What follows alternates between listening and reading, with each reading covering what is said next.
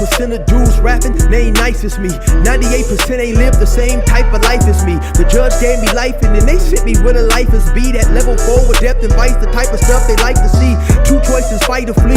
I refuse to die a chump. I never been a mark, but damn, it's scary when that riot jump. I seen dudes cry, get pumped, and some sexually brutalized. Knew a dude who lost his life and he was only doing 5 year-long racial fights when homie all you do is ride. Lonely days and nights up in a hole causing suicide. From the moment you arrive, you see the Mexican mafia, AB skinheads with big giant swastikas, pro-black philosophers, the BGF, the Kumi, and Muslims who will murk you from the nation to the Sunni. That MS was loony, quick to ride up on they rival. Even Christians went to church, hide knives up in they Bible. Political and tribal, the Crips and Damus, the Long Beach, the Hubs and the Dubs and the Grooves, the IE, the Bakersfield, the Dago Pyrus, the hustlers quick to roll, the gangsters don't move. Whatever. So let me ask you this then. Say somebody from the Bay Area, they get into it with, let's say, people from Washington. So then does it stay a Bay Area thing, or everybody from Cali get involved if it gets physical? Oh, first of all, because every time I got some boys from the Bay, I want to give a shout out to them. My boy Big Boob from Big Block and my boy AF and Flowers. Them dudes solid as a motherfucker, man. It ain't no other faking about that. But no, it's California, period. Right, okay. It's Cali first. So if you come from Washington, it's Cali. Right. If you get into anybody, it's Cali car. That's us. We California. So it's just, that's the way it goes. You know what I mean? And so, like you say, they check paperwork in there. So when you come in there, they want to see your docket to know what you charge with and all that stuff. Yeah, well, first they say PSI, but me, myself, I never really did the PSI, because the PSI just tell you, oh, he went around there, the corner and all that. So break it down for us who don't know. What's a PSI? PSI is basically a story of telling your crime, from the beginning to the end of your crime. You know what I mean? If you receive the downward departure, everything is basically your whole, from the beginning to the end of what you was doing and how your court process. I never really gave a fuck about that. I just was like, just let me see your docket. Right. Because your docket tell you all the way up until you're here, far as court movement. Right. So if you go to court about anything, it's going to be on your docket paper. I don't care what nobody say. Right. You know what I mean, though? So that would they kill all that. I don't want to know where you went to lunch at in your Jaguar and your Rolls Royce and all that. Just get to the point. Yeah. You know what I mean, though? Did you cooperate or not? And you'll get a downward departure, or you was a witness. It say witness, but it say you was a witness for the DA or something like that. You know what I mean, though? For the federal prosecutor. So that's just the same thing. Right. So let me ask you, man. You had told me a story, man. You told me you had to put hands on Roy Jones' uncle. Yeah, man. Famous boxer Roy Jones. So how did that happen? How did that come about? Where was y'all at and all that stuff? Yeah, I mixed that old nigga up. You know what I mean, though? I had to put the whole kitchen thing on him, man, with all the seasonings and shit on him. I ended up working my way down to a camp. I went to Florida, right here to Pensacola, Florida. And Roy Rogers' uncle was in there. I guess that was his, you know what I mean? Because, matter of fact, he got Roy Rogers to do like... Roy Jones. He got Roy Jones to do some... to come up there and talk to the convicts and stuff like that. So Roy Jones came up there. He talked to people and all that. But what happened was we getting ready to go on this... Because when you work at the camp, at the feds, everybody get on the bus. And you go your worst case. But the old man, I didn't know him. So I told the old man, I said, hey man, this is my seat. So when you say old, how old was he? Shit, I'm gonna give him about mid-50s. Right. But the nigga, he looked like probably like a Tyson or something. Yeah. You know what I mean? You could tell he was on his shit. But I didn't know he was a boxer or none of that. Yeah. So I said, hey, listen, man, this is my seat right here. Tomorrow, don't sit in this seat. The old man looked at me, man, I ain't bullshit. He looked at me, he said, well, shit. Whatever you gonna do to me, he said, shit, whatever you gonna do to me tomorrow, you might do to me today, because I'm gonna be right here. I said, is that right? Shit, I sent them things on. Bang, bang, bang, bang, bang. I mixed him up so fast, man. I'm talking about I pulled a jacket all over his head. I mixed him like he was 19. Yeah. I beat that nigga ass, man. Come to find out, everybody was like, man, that's Roy Jones, man, he's a boxer. Who he is? Yeah. It's a good thing. And then it's funny because once I got up off of him, you know, like the bus got a little hallway right there. And when I got up off of him, everything I love, man, it was another nigga that was helping him. right there, and when he was helping, like backing him up, telling him, no. When they had broke it up, I had stepped back, and the swing was bitch like, pop. I seen him knock the nigga down like that. Oh, I'm like, damn. So he fired on the dude who was trying to help him? Yeah, but he was trying to fire on me, but I did like this. Oh, okay. And he hit the dude that was trying to help him, knocked the dude out, man. Yeah. And it's a true story because everybody was there, know the story I'm talking about. Yeah. You know what I mean, though? Because when we from out of another state, we consider Cali dudes. Right. You know what I mean, though? So we consider trouble no matter where we go. So whatever happened? I mean, was that the end of the incident between you and the dude, or was he tripping later on? Did it turn into an incident between the Cali car and wherever he was from, or? No. Whatever. What happened was, soon as I got done, they came and got me. They go to snitching. So when they got me, they put me in the hole, which was their hole is the county jail in Florida. I went to the county jail. And from the county jail, I went to Oakdale, Louisiana. Yep, I was up in there, and that thing was popping. Oakdale, Louisiana, man. That's where I was at. So that was a medium high, as they say. So let me ask you this real quick. Go ahead. How much time did you end up doing? I ended up doing about, I'm gonna say, I did about 15, but I did about 13 or 14. I did about 13 and a half or 14 and a half in prison. Because the reason I say in prison, because once I was in Oakdale, that's when I got released from prison because the president of the United States let me out of prison. And at that time, it was Obama? It was Obama. And so how did all that happen? I'm telling you, everybody else, I don't care what they did. A lot of people was putting in paperwork for a clemency. And sometimes I used to laugh at that shit like, man, it's just some bullshit. That's the president. You know what I mean, though? I never did fill out no paperwork. I never did do nothing. I got a letter in the mail and said the president wants to release me from prison. And I thought it was a joke. Mm-hmm.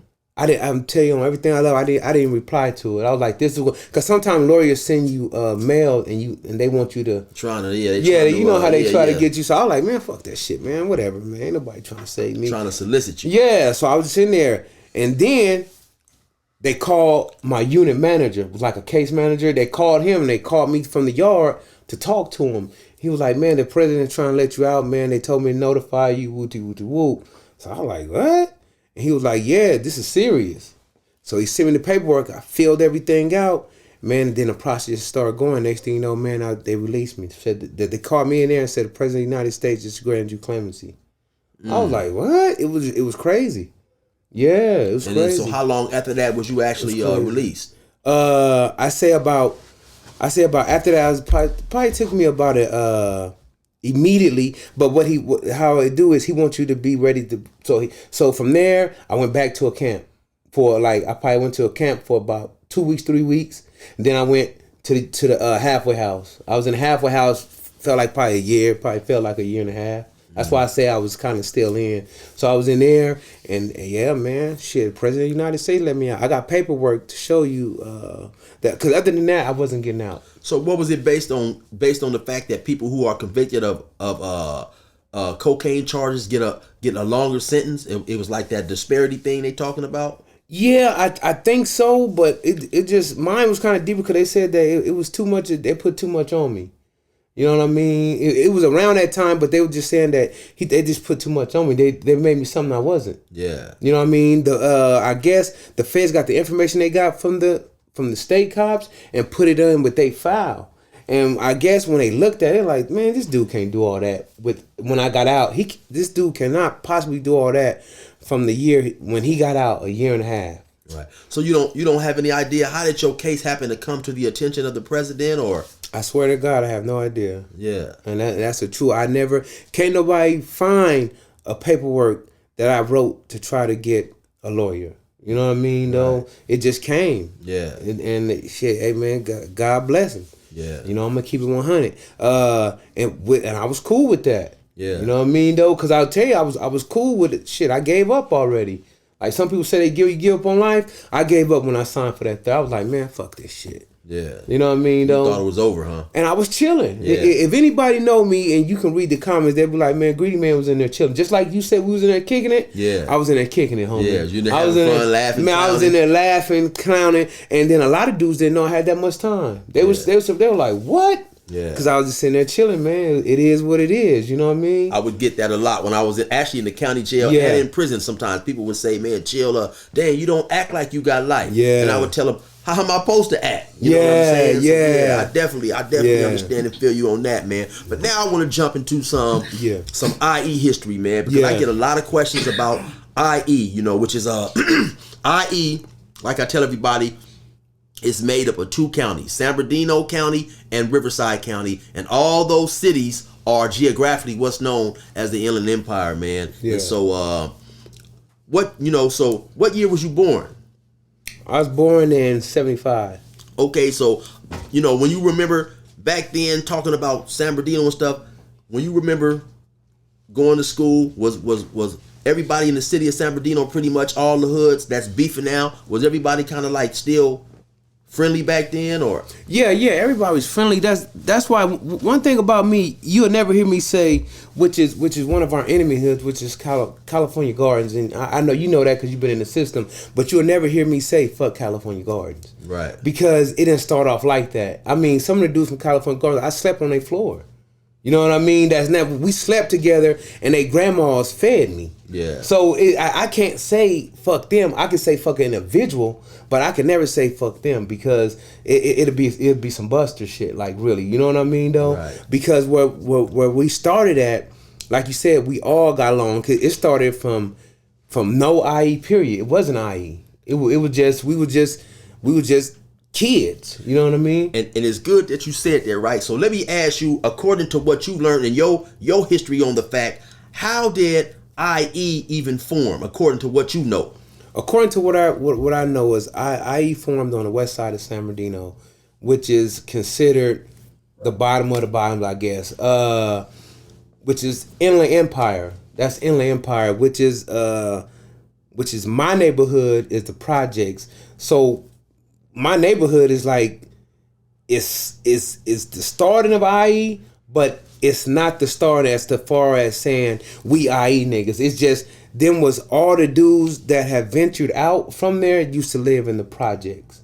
Like their daddies was they get their names, but they used to live in the projects, which is low income housing. So that's what you expect. That's where most of the blacks are at. So a lot of them ventured out, part of this. The side of the west side of San Bernardino. So that's where IE kind of started at. Where, not to cut you off, did you hear anything about it? Because I've always heard that IE was something that was started in the pen. No. In the penitentiary. No. IE was started on the west side of San Bernardino. It was started on the west side of San Bernardino to where LA dudes was coming down from LA and they was kind of like taking advantage of a lot of country motherfuckers, as they say, but we wasn't really on to their gang activity. But shit, LA was being LA. So you got to remember that when they come down there, LA when they was Crip, they come down there and say they Crip. But we didn't know it was Hoover. We didn't know it was A-Trade. We didn't know it was 6-0. We was just, hey, the Crips are down the street. You know what I mean, though? They was the Crips. There wasn't no 6-0s down there. They Crips. Yeah. You know what I mean, though? It wasn't that many Bloods, though, that came down there with that. But the Crips, because most at the time, LA was real big on Crips. So, the Crips came out. You know what I mean, though? And when they came, shit, like, now that coming from where I'm come from and seeing the state of mind of being through what I've been through, I see what they saw. It's like, oh, shit, man, it's gravy out here. Yeah. You know what I mean, though? It's cool females. And, nigga, we could start up over here and make some money out here. So whoever came, it was like, shit, trying to discover America down there. Like, man, it's on down here. Yeah. So, anyway, the more it came along is, This is when IE forming to where them is San Bernardino dudes. And San Bernardino dudes is Inland Empire. So that's when it was like we IE. Yeah. And that's when it became IE. And then from IE it became IE Mob. And from IE Mob it became IE Love. So what's the difference between, I've heard it's the difference between IE Mob and IE Love. So to your understanding, what's the difference between those two? What the difference was, IE Love was considered Bloods. And IE Mob was considered like Crips. But the whole thing was it was so short lived that it never really flamed up like it flamed up, because it was like this IE mob, this IE love, but by that time it was IE projects. By that time it was it was the Gardens, then it was Disneyland, then it was Dammer Heights, and it was just, it was that's how it just blew up. You know what I mean? To where we was IE dudes, and it was like we was defenders of San Bernardino. We was the West Side. You know what I mean? We was defending straight up. You know what I mean? So I always get asked this question a lot, and so I want you to answer it and stuff. Do like they say, certain hoods and IEs, your hood, the projects being one of them, they have Crips and they have Bloods from the projects. Is that true or? But that's true, but not true, because it was like what the people don't understand is we started off as like Black Mafia. You know what I mean? So just because you Black Mafia, these dudes over here, they like wearing red. You know what I mean though? These dudes wear blue over here, but that's why you might run across a lot of Crips, a lot of dudes that wear blue say they Black Mafia first. But as time has went on, we started separating ourselves, saying, hey, we Bloods, they Crips over here, but we really all Black Mafia IE. Straight up. You know what I mean though? So that's why you will see us together without seeing us separated like that. So it'll be Crips in one area of the projects, and it'll be Bloods in another area of the projects, but they still rep projects, or? Yeah. No. You won't see them divided like that. You gonna see them just like me and you chilling. I might be a Blood, you might be a Crip. We just be chilling. Yeah. You know what I mean though? We don't say, Blood, this, some do, some don't, but some might, cuz, whatever, but man, we project niggas, you know what I mean though? Yeah. So most times we kind of just keep our lines like that. You know what I mean? I'm from 10th Street Murder Block, one of the originators from the Murder Block, from when it had started, Danky, Suede, me, and that's where but 10th Street Murder Block is a long block, so I'm talking about 10th and Western. I'm not talking about Muscat and all the way down to Western, because that's where it divides at. Right. So if you get somebody from 10th Street Murder Block say they Black Mafia, most likely they're from Medical Center and Western, the project area.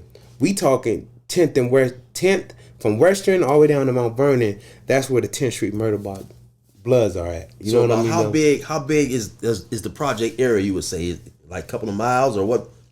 It's pretty big. It's like cause we just don't take the project. We take houses too. You know what I mean though? So we give it 5 miles. It's not big as the rest of the projects that you'll see in LA or New Orleans or somewhere. But it's pretty big. It ain't no 2-story. It's just single. Now I heard you mention the name that I heard before, Suede. Is he still alive?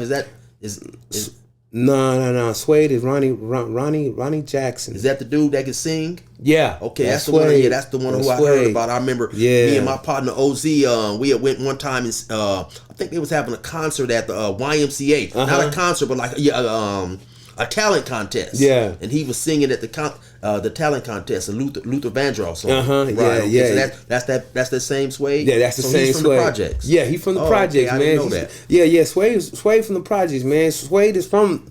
He's the one that really got us on that Blood. He was the only Blood that was from that area. So he was a big fan of IE, period. So he have a big ass jacket that said IE Law on it.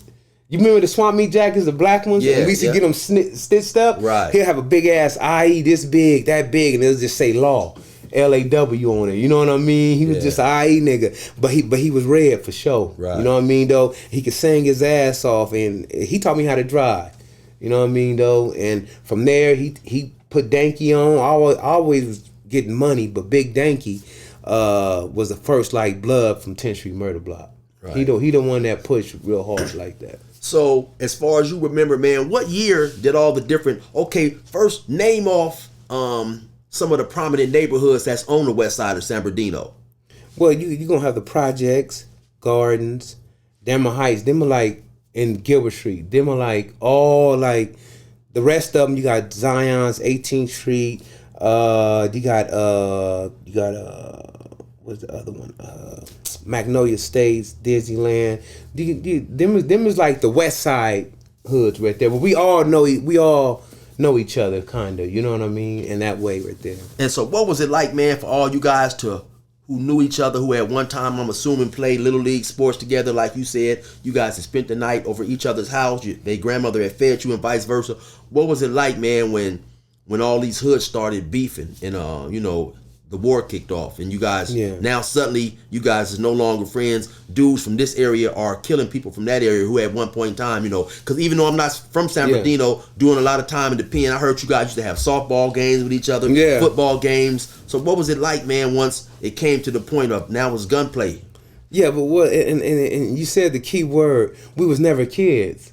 So, we was 10 and we was 11 and 12, but we all grew up on the streets. Yeah. Like it was like we was raising ourselves. So we basically set the rules of what we wanted to do out there. Yeah. So that's why, so like you say, when it come to animosity or beefing with each other, we wouldn't beef. And like you said, as he got older, when we get ready to try to do Scandalous, we knew who that was. Right. That's what's the name there, man. That's it. But now, if you was coming from an area, you weren't from the area, you free game. Yeah. But I'm asking, what about though? Like maybe when dudes from your hood started beefing with dudes from the garden and stuff like that. I mean, at one point y'all had a close relationship. Now it's gunplay. What was that like? Oh, that's something they got to get at it. You know what I mean? That it's gonna get popping. Yeah. The farther of the extent, but the beef with my hood and the beef with other hoods it goes so far back to where it is no winners. It's a stalemate. So basically, yeah, you got him, but he got you. He got him, but we got him, and the shit just go on and on. Yeah. To where, like you say, man, basically that shit end up being a stalemate. So you might see certain hoods, they don't get along, but shit, motherfucker get tired. Motherfucker like, oh man, you gotta wait till the next team come, man. I'm tired of shooting and going on. That's just the way it is. You know what I mean? So have you ever had like somebody who you grew up with? He's from a different area, different hood. At one point in time, y'all was cool, but then he ended up losing his life to the gang war out there. No, that's crazy you say that because I don't know how the original West Side dudes that I remember, it's still practically there right now. Yeah, they probably died of old age or something like that, but not too many of our homeboys have that's funny, not too many of us have fell victim to the other side. You know what I mean, though? Yeah. Now, a lot of people on live say, oh, it was them just to keep it up, but the truth is, not too many of us lost our lives over. But I'm asking, did you have any homies who you may have grew up with who was from different areas? Like, earlier you said you had spent the night over certain dudes' houses and stuff like that. Yeah. So what was it like to lose somebody who was now from a hood that your hood was beefing with, but at one point in time y'all was cool when y'all was younger? Oh, it was detrimental, but the whole thing about that is, homie, it's like, man, so many lives that people live keep going that you get immune to it to where you stop crying. Yeah. You get immune to it to get to a point where you say, man, I ain't going to that funeral. Right. To me, myself, I don't even go to funerals no more. I go to wakes. Yeah. You know what I mean? I wait till they have a wake, like before the funeral, and I'll go see them then. Yeah. It's like, man, I'm tired of going to funerals, man. I just don't go to funerals no more. Right. You know what I mean? So if you see me, if homie died something, you see me at his wake, you won't see me at the funeral. Yeah. That's how much it done got to that point. And so, I talked to a lot of other cats from San Bernardino. Like I said, I was locked up in prison for a long time, so I know a bunch of dudes. And like I said, to my understanding, there was a time where all those hoods got along and stuff. So why you think some of the older dudes who are from this area who no longer get along with that area, why can't they get together and bring back the peace and the unity? Why you think that is? Shit, because like everything else, our time has come. All of our times have came and left. Right. So it's basically up to the new generation, man. The ones decided to be from the projects, the ones that decided to be from the guards, the ones that decided they the ones that set that formula, because the formula we set was way different from theirs. It don't mean it's right or wrong, but it's just that's the formula we set. So far as you got somebody coming telling me at the time of our height, telling me don't do this, do this. I don't have no understanding for what he's saying because of this and this happening. That's what he don't know. Yeah. You know what I mean though? And majority of a lot of our hoods, whatever time you know, we're basically in jail. Right. So when you in jail, you don't really know what's going on them streets, detail for detail. So it's hard for you to get out and try to tell us something when we know what really happened, who snaked who, and how it ended up coming. Right. So the generation now, man, they you know they setting the rules and they doing what they doing. Far as messing with the youngsters messing with the OGs, I don't condone that. Because if you ever be blessed to make it till you get to that certain age, then you gonna want your respect too after what you go through. Right. And you made a good point. You know, I think you made a good point when you said, you know, our time has come and passed, because you have certain. It takes a lot for people out there who don't understand. It takes a lot to have discipline, or to have the youngsters in your area disciplined. Sometimes all people respect is violence. And so sometimes to get people in line in the hood where all they respect is violence, you have to be violent. And then when you have dudes who've gone to prison, who, been back and forth to prison, they know what comes with that. You may have to discipline a youngster and it gets past the discipline. So you have some of these OGs who, I can't blame them, they don't want to be involved in that lifestyle no more. They don't want to take the risk of going back to jail trying to talk to some sense into one of these hard-headed youngsters. Yeah. So, and I understand that, like you said also too, the youngsters is out there doing what they're doing. Like, they have things today that I don't agree with, like dissing the dead and a whole bunch of stuff. But I honestly can say that if I was from that generation, I would probably be doing it too, because that's what that generation is doing, just like I was doing everything that my generation was doing. Yeah. So it's like you say, it's a whole lot, man. Yeah, and that's all it is. It's just, man, you gotta let them play. Yeah. You know what I mean? Because like you say, man, we all play. Yeah. So man, let them play and let them do their thing. Just be respectful. Right. Just be respectful for the ones that set it down for you. You know what I mean, though? You don't got to talk to us. You don't got to say nothing, but be respectful and know who we are. Yeah. Because, I believe in every man have violence. It depends on how far you willing to go with your violence that make you dangerous. Right. So it's like this, man. Yeah, I might slap one person and he might be cool with it, but his violence only go right there. But some people violence go all the way to where you're not ready for. Right. Yeah, you know what I mean? You think, well, why did he go in there and kill the whole family? Because that man violence went that far. Yeah, his level was different. His level of violence was demanding that. And that's all you had to do was chill, leave him alone. Yeah. You know what I mean? And that's why it's so scary, because everybody had that violence in them. Crackhead, white boy, Mexican, drug dealer, killer, everybody had that. So it all depends on how far you willing to go with your violence. Right. And so, yeah, man, before we go, I definitely want to thank you for coming, man. Y'all be sure to check out his YouTube channel. It's called West Coast Headbangers. Y'all definitely be sure to check that out. Like, subscribe, and all that.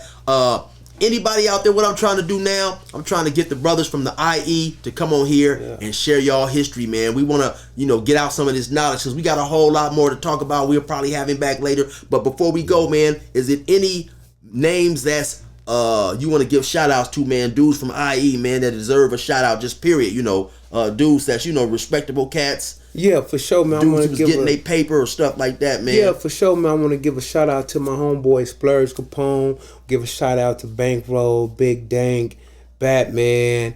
Once again, R.I.P. to my nigga Big Mo. R.I.P. to Little Mo, Chuck Suede. It's so many more. But it just, that right there is where I really, really, can really give a shout out to. You know what I mean, though? But I got so many other big homies that's out there, but them like Suede and Splurge, like them dudes that really had an impact on me. And right. Big Mo and Little Mo, them the people that really had impact on me. So I can say her name the whole hood, but man, if they know Fuzzy, they know Fuzzy. You know what I mean, though, and they know I'm real about mine. I come from the bottom up. So, like you say, reading the comments and you'll see whatever they say, it is what it is. But one thing they can't say, it ain't no faking with this. You know what I mean, though. So, and I want to give a shout out to my boy FG. That's my big bruh. You can check him out on FG Unleashed. He got a YouTube channel. Okay, so for sure. Keep it on the West, homie. Don't forget West Coast Headbangers, subscribing like that. You already know what it is. It's your boy 16 to life. Resume normal program. Yard down. Oh, that's the. I don't even trip. Yeah. You see, that's my line. That's your line, y'all. Them crackers let me out the gate, now the pressure's on. We bout to get this shit straight like a pressing cone. The wrong cat to get aggressive on. I bring the bitch up out of niggas while you think they got them dresses on. My reach long and that's the best type. To have some dirty white boys come and smoke you like a meth pipe. And leave your chest bright red like a fire truck. Kicking your mom's door at night, nigga, and tie her up. I'm wild as fuck and I'm respected by the new youth. I put this pistol in their ear like a Bluetooth. I blow their brains on their new coupe. And have red everywhere just like a function full of soup whoops. Tell your troops I deal with beef like a butcher. My 4-5 pump more guys than Ashton Kutcher. Line pusher, quick to bury your clown. Nigga, I stayed in the park like the merry-go-round. Get it? The game greasy, bitch, the game need me. Oh, you niggas don't know my name. The game greasy, bitch, the game need me. I'm out here doing my thing. The game greasy, bitch, the game need me. I swear